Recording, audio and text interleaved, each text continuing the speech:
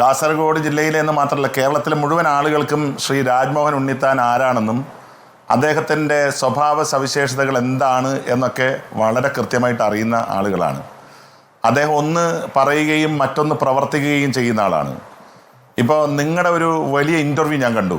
അതിനകത്ത് അദ്ദേഹം കൊടുങ്ങല്ലൂർ ഭഗവതിയെപ്പോലും പച്ചക്കള്ളം പറയാൻ വേണ്ടി കൂട്ടുപിടിക്കുകയും അതുപോലെ തന്നെ ഗണപതി ഭഗവാനെ കൂട്ടുപിടിക്കുകയും ചെയ്യുന്ന അത്രയും ഒരു നീചനായിട്ടുള്ള മനുഷ്യനാണ്.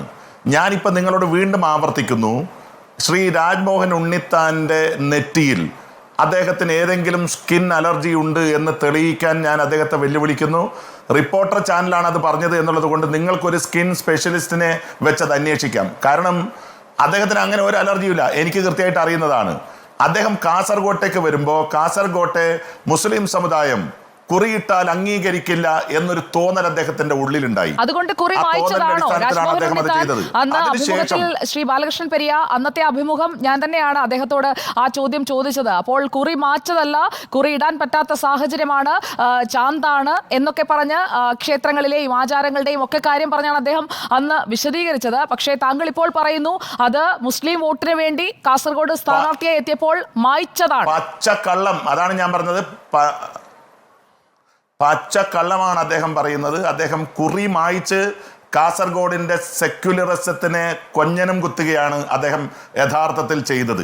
അതുമാത്രമല്ല, പണ്ഡിറ്റ് ജവഹർലാൽ നെഹ്റുവിൻ്റെ ഒരു പാർട്ടിയെ ഇപ്പോൾ മന്ത്രവാദത്തിൻ്റെയും കൂടോത്രത്തിൻ്റെയും പാർട്ടിയായി കാസർഗോഡ് ജില്ലയിൽ അദ്ദേഹം മാറ്റി.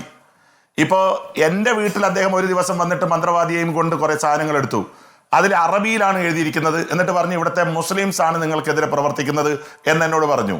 അദ്ദേഹത്തിന്റെ വീട്ടിൽ, അദ്ദേഹത്തിന്റെ പാർട്ടി ഓഫീസിൽ, അദ്ദേഹത്തിന്റെ ഇലക്ഷൻ കമ്മിറ്റി ഓഫീസിൽ, ജില്ലാ കോൺഗ്രസ് കമ്മിറ്റി ഓഫീസിൽ, നേരത്തെ ഈ പാർട്ടിയിൽ ഉണ്ണിത്താന്റെ വാശി കൊണ്ട് പുറത്തായ കരിമ്പിൽ കൃഷ്ണന്റെ വീട്ടിൽ ഉൾപ്പെടെ ഈ മന്ത്രവാദികളെ കൊണ്ടുവന്ന് ഇത് ചെയ്യാണ്. ഇപ്പൊ ഞാൻ പറയാം, ഇത്രയും ശ്രീ രാജ്മോഹൻ ഉണ്ണിത്താൻ അനുകൂലമായി ഒരു പാർട്ടിയുടെ പ്രാഥമിക അംഗത്വത്തിൽ നിന്ന് കഴിഞ്ഞ 35 വർഷക്കാലം ഈ പാർട്ടിക്ക് വേണ്ടി പ്രവർത്തിച്ച് നടന്ന എന്നെ ഉൾപ്പെടെയുള്ള ആളുകളെ പുറത്താക്കാനുള്ള ചേതവികാരം എന്താ?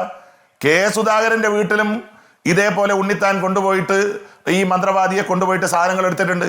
എന്നിട്ട് പറഞ്ഞ എന്താ, വി ഡി സതീശനാണ് സുധാകരനെതിരെ ഈ മന്ത്രവാദം നടത്തിയത് എന്നാണ് അന്ന് പറഞ്ഞു നടന്നത്. KPCC ഓഫീസിൽ പോയി കെ സുധാകരൻ ഇരിക്കുന്ന മേശയുടെ വലിപ്പിൽ നിന്ന് ഈ മന്ത്രവാദിയെയും കൂട്ടിക്കൊണ്ട് സാധനം എടുത്തു. എല്ലാ സ്ഥലത്തും ദുർമന്ത്രവാദം അല്ലെങ്കിൽ അത്തരം ഒരു മന്ത്രവാദിയെ മുന്നിൽ നിർത്തി രാഷ്ട്രീയ നാടകത്തിൽ നേട്ടമുണ്ടാക്കാൻ ശ്രമിക്കുന്ന ഏറ്റവും വികലമായ ഒരു കാലഘട്ടത്തിന്റെ പ്രതിനിധിയാണ്